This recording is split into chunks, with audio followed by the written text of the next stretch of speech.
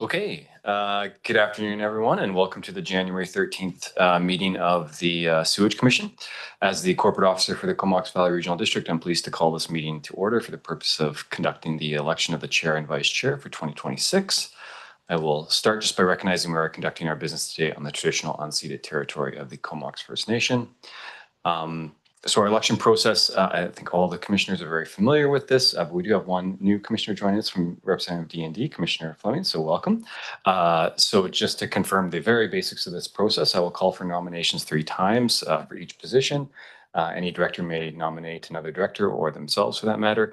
And then should there be more than one director or commissioner that accepts the nomination, we will proceed with a secret ballot vote using this very old and storied ballot box here. Should there be any questions, I'd entertain those now. Otherwise, I will begin with the position of chair. So I will call a first time for nominations of chair and Commissioner Minions. I will nominate Director Hillian for chair. Thank you. Commissioner Hillian. I will call a second time for any nominations. And I will call a third and final time for any nominations. Seeing no further nominations, Commissioner Hillian, do you allow your name to stand? This is confirmed in the affirmative. So with that, I'm pleased to announce you acclaimed as chair for 2026. So congratulations. And to Commissioner Grant for a question. Thank you. I'm just wondering, do you have to be here to get nominated? No, you do not. Okay.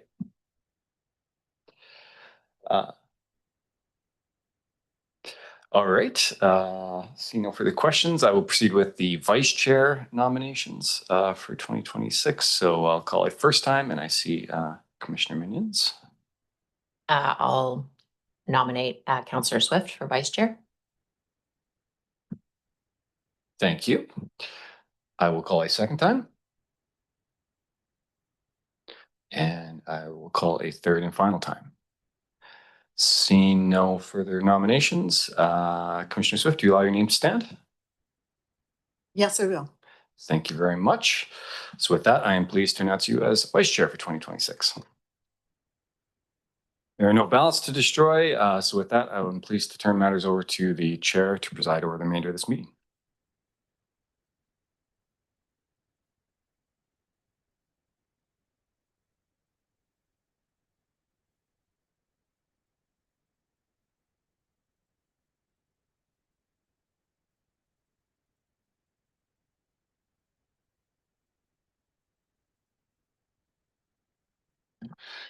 Thanks very much, everybody. I'm pleased that you see fit to have me serve in this role once again, and I will do my best to keep us moving forward. It's been a pretty significant year for the Sewage Commission. We have a major project that has achieved remarkable milestones. We have a little bit further to go with it.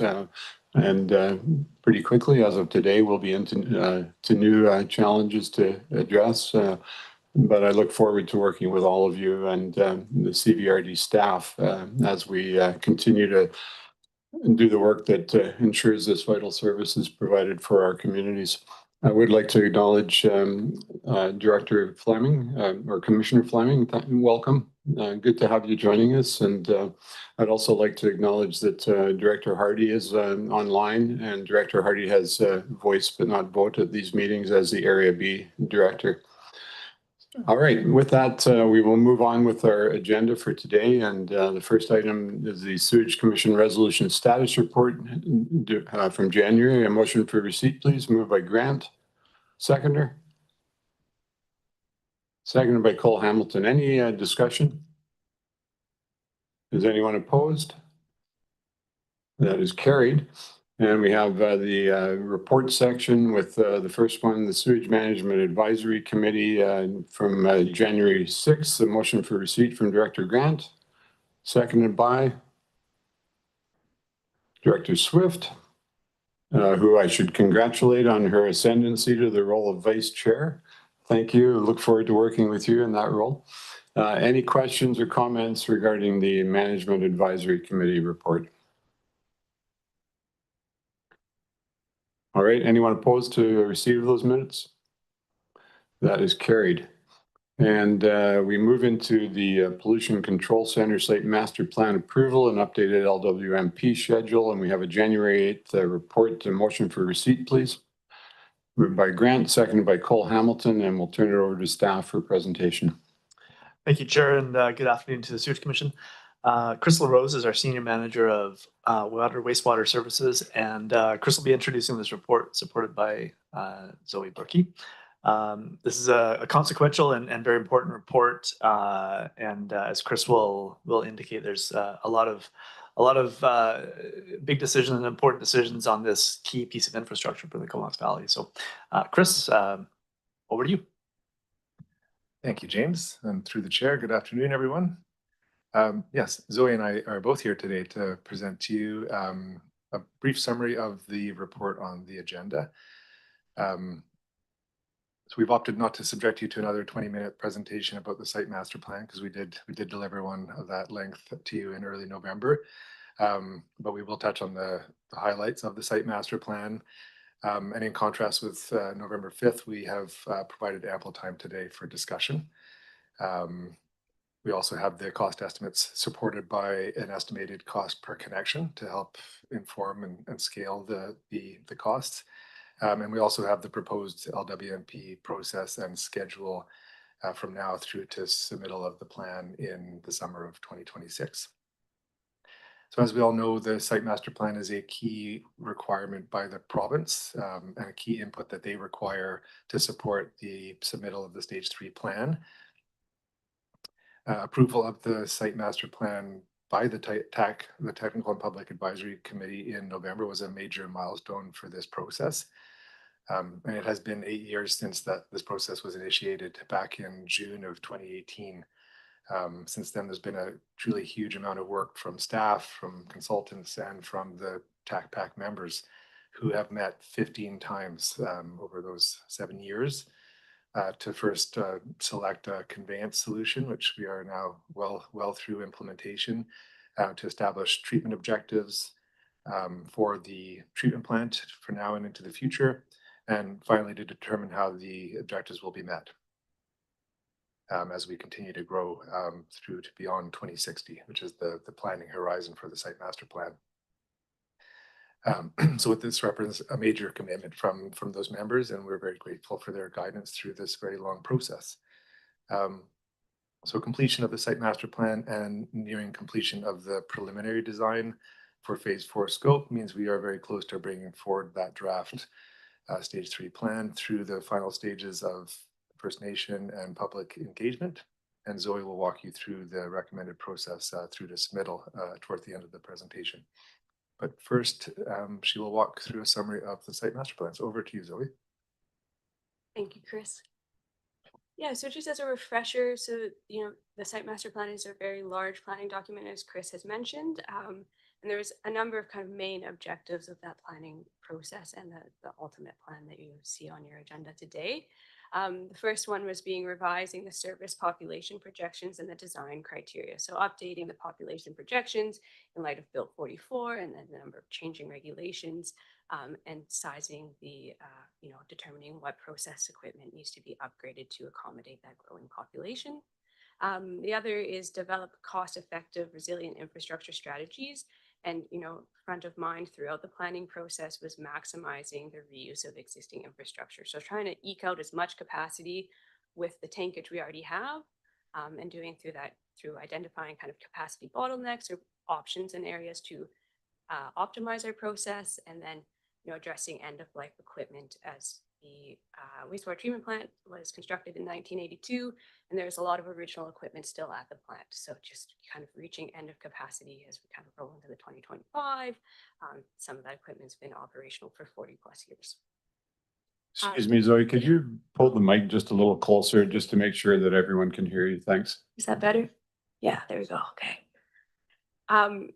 Yes, sorry. So thanks. The next one was consider the cost and benefits of resource recovery options. So as part of the LWMP process, a review of options for resource recovery and a cost benefit analysis was requested by the province in their stage 1 and 2 review letter. So that was completed through the site master plan. And we looked at 3 different options, being reclaimed water, heat recovery, and biosolids kind of options and management options.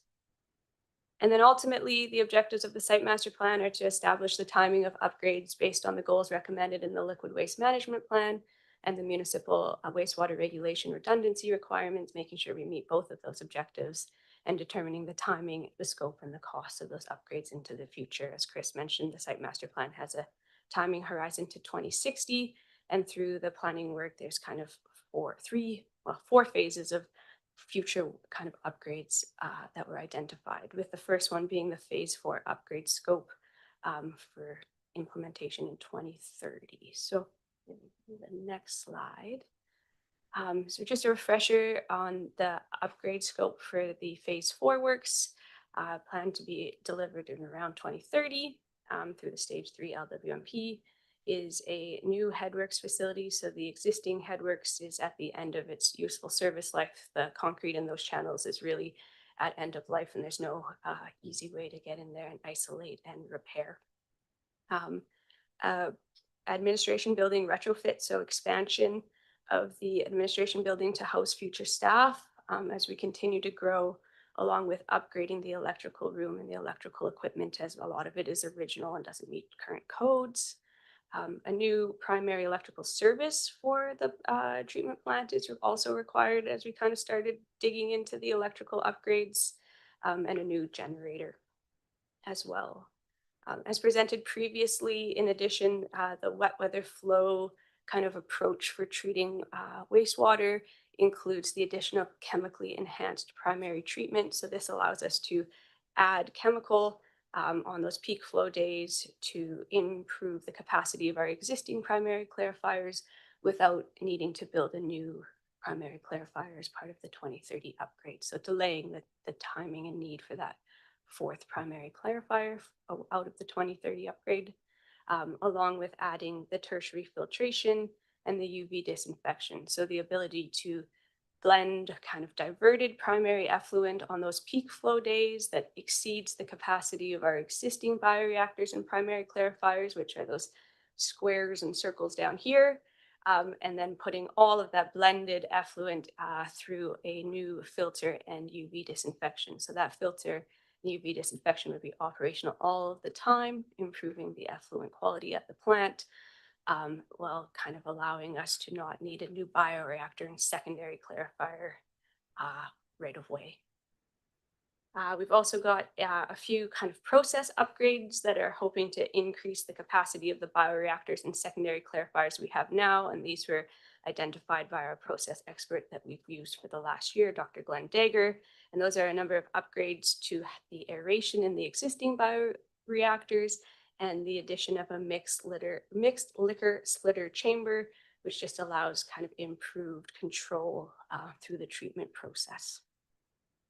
What else we got? We got a few other things. In addition, we have the addition of a reclaimed water pumping station, something we already do, but just adding in a few more areas where we can use reclaimed effluent throughout the plant to offset our potable water use.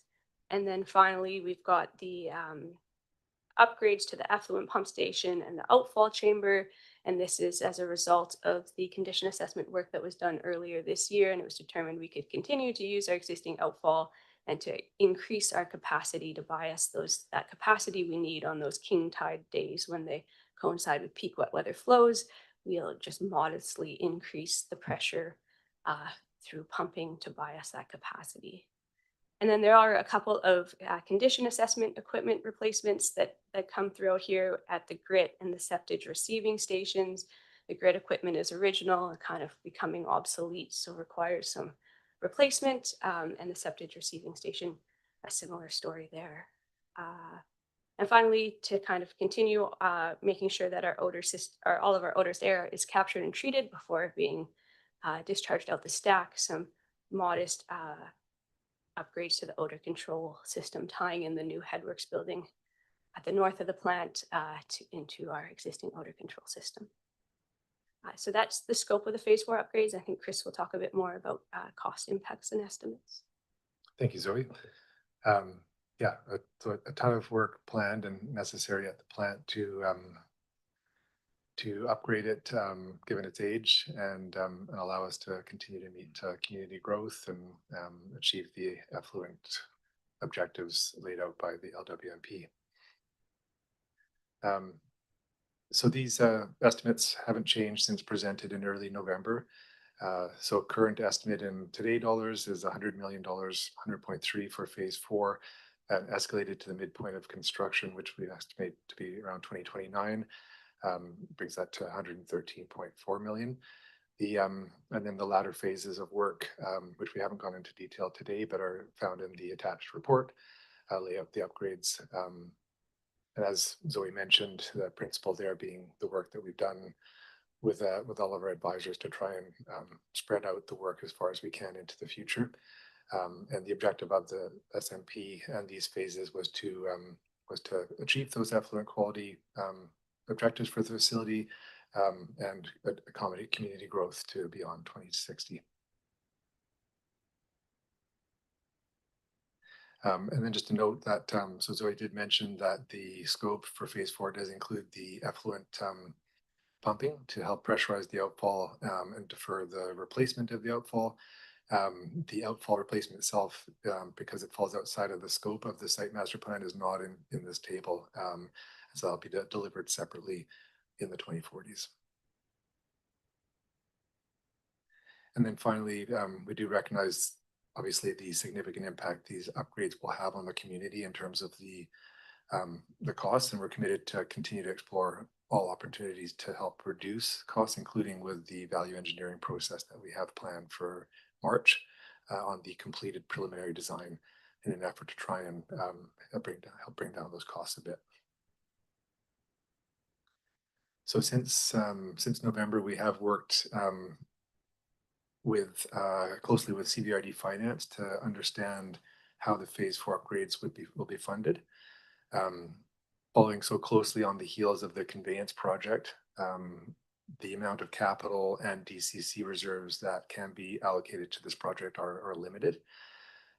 When those and the anticipated upfront capital contribution from the DND in a similar manner to what was done for the conveyance project are considered, we expect approximately $82 million of the total project cost to be borrowed.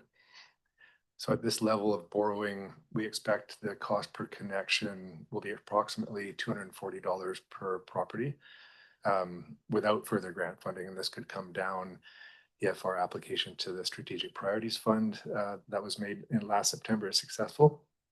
And then we'll be aggressively pursuing any other grant programs that come up between now and when the project is initiated after provincial approval, which is expected in late 2027 or early 2028. With all of the planning work that has been done and the significant increase in effluent quality that this project is delivering for the facility, we do expect that the project will be successful in attracting additional grant funding. So we're definitely will be working hard to realize that. And then one final note before I hand you back over to Zoe is that as the community grows, the number of connections that will be helping to pay the debt servicing will be increasing, and that's that final, the bottom line on the table, which just shows that at the current anticipated rate of growth for the community, that estimated cost per connection will have come down to around the 150 to 170 mark, just from the further dilution of capital costs as the community grows. Chris, we do have a question or comment from Director Grant, and I think we'll take that now. Yep. Yeah, thanks. I'm just wondering, you were saying you're going to pursue other grants. What are the odds of actually getting some of those, do you think? I mean, I know when we did the conveyance project, we had a really hard time, although on water we did quite well. Is there any chance of getting half or something of this from the province, considering they're the ones making us do it?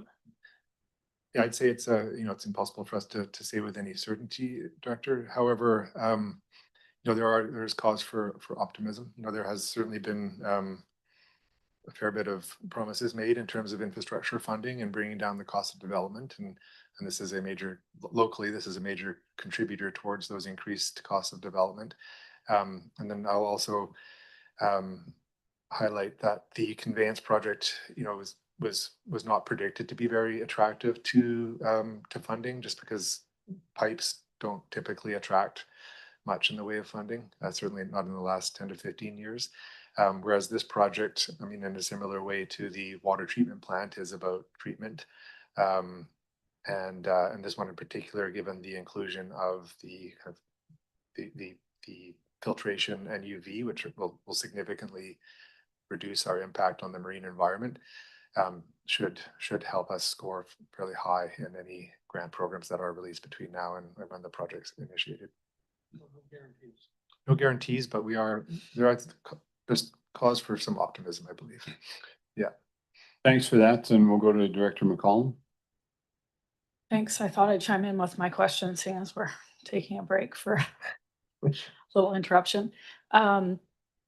The figure of 30.6 million for reserve and upfront capital contributions applied, I assume that DCCs are lumped into that figure. I just wanted to confirm that that is based on the DCCs that have yet to come online, or I'm just wondering how that number breaks down. And I know there's some uncertainty about some of the like when connections are will be joining the system from the south as well. So I'm just wondering how much certainty is involved on that 30.6 million figure. Yeah, no, it's a great question. So yes, we have factored in the higher rate, the DCC rates that are now in our bylaw. We do aim to be conservative in our estimates of DCCs collected. So we are fairly confident in these numbers. And so about a quarter of that would be from the upfront contribution from DND, and then the remainder split between those two sources of reserves. And then I guess my follow-up question to that is, that lowering borrowing cost in the future, is some of that being made up with future DCCs collected after the initiation of the project, or is that just dilution of people in the service? So we will be, there is some potential to continue to contribute or use DCCs collected to help bring the cost of the project down by allocating some of the revenue collected towards the interest component of the debt servicing. So we'll be maximizing our kind of mechanisms available to do that and continue to help ensure that development pays a fair share of the project. Great, thanks. Sorry, just to confirm though, the bottom line there, that from 240 to 170, for example, that's a lot of that is because of the dilution of increased growth in the community. Number of connections. Exactly. Number of connections, yeah. Yeah. Once we lock into a long-term amortization, we're locked in. So, but per connection, it would decrease as connections increase. Yeah, correct. And yeah, good point, James. So in answer, maybe amending my answer to the director's question, I think that ability to potentially transfer some of the reserves collected towards the interest component of the project will help reduce the cost in the more near term. But as time passes and connections are added, then we'll see that gradual dilution of costs. All right, thanks for that break in your presentation, and back over to Zoe. Yes, thank you. Zoe. Thanks, Chris. Yeah, so although we've got the site master plan nearing completion, there's still a large amount of work kind of underway to complete the LWMP Stage 3 report. So the schedule up on the screen shows the planned large components of the plan that still need work or are big inputs to the Stage 3 report. So winter 2026 is shaping up to be a busy time with the completion of the 30% design of the Phase 4 upgrades, which is a key input to that LWMP Stage 3 report is kind of just a bit more detail on that's the scope and the drawings associated with that, along with the completion of the value engineering exercises Chris messaged on that 30% design. So really keen to look for ways to optimize function and cost without impeding the function. Looking for any ways to bring down those capital costs while still achieving the same objectives with the scope of the Phase 4 upgrades. In addition, a requirement of the ministry is embedding some I&I, so inflow and infiltration commitments within the Stage 3 report. So we'll be working with the member municipalities through advisory, and ultimately a report will be coming forward to the Sewage Commission of approval of the proposed commitments that will be embedded within that stage 3 report. A TAC PAC meeting is planned to review the cost impacts as presented today, along with a public open house in the winter to present the site master plan and those cost impacts again. It's been a while since we've consulted on any of the LWMP work with the public, so starting to dust off the cobwebs and inform the public on what we've been doing over the last couple of years. In parallel with First Nation and KFN engagement is also planned for winter 2026. Excuse me, when you say winter 2026, are you talking about the next 2 months? January, February, March. Okay. Yes. Yes. So lots going on. The 30% design we do have and is under review right now. So some of these things are rolling, but looking to kind of complete or finalize the decisions for the LWMP within the coming months. And then spring 2026, pulling in all of those pieces that we're talking about for winter into that draft stage 3 report, and then engaging on that stage 3 report with the public, First Nation, the KFN and TAC PAC again, with the ultimate goal of submittal of the stage 3 LWMP in late summer 2026. In addition, also within the report, now that the scope of the phase 4 upgrades has kind of been better defined and the costs have been, or more detail on the cost estimate has been completed, we did complete a procurement options review with Charlie and Cole in the project management office, just to ensure that we're still confident with the procurement and project delivery strategy that we had originally planned, which was a traditional design bid build for the project. And our recommendation is to continue or still deliver the project as a design bid build. The DBB creates more competitive pricing, and we see that as being a huge positive of the design bid build, just in light of the rising project costs for the phase 4 upgrades. The only challenge with the DBB is we won't know that construction cost until we've released the tender for the project, which was planned for 2027. The other project delivery methods that we looked at were a construction management at risk and a progressive design build, but you're locking in the pricing a little bit sooner, and we really wanted to drive that competitive pricing, which the DBB provides. That's our last slide, but Chris and I are both here and happy to answer any questions you may have.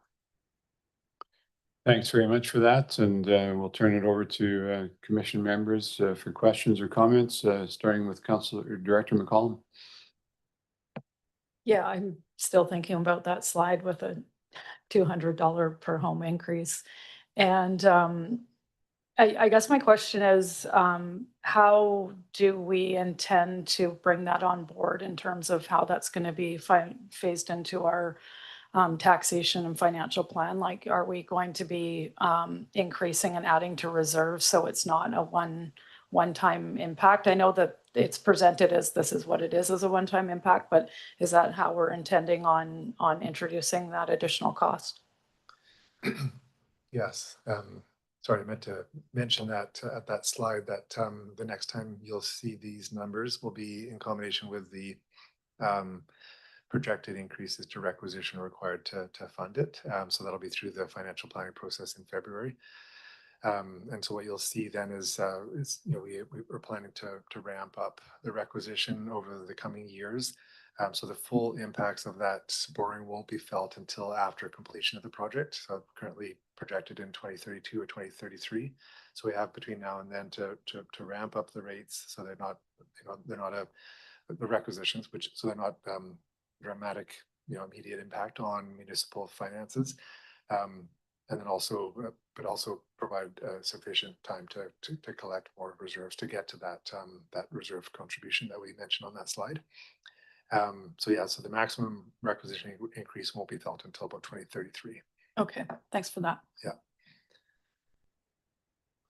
All right, I don't see any further comments or questions arising. We'll just give it another half a moment. All right, we're basically here to receive this today, and but we do have some recommendations. So is there anyone opposed to receipt? That is carried, and we have recommendation 1, moved by Grant, seconded by McCollum. It's there on the screen for everyone to see. Any questions or comments? Is there anyone opposed to recommendation number 1? That is carried. Recommendation number 2. Yeah. Moved by Grant, seconded by McCollum. And again, an opportunity for questions or comments.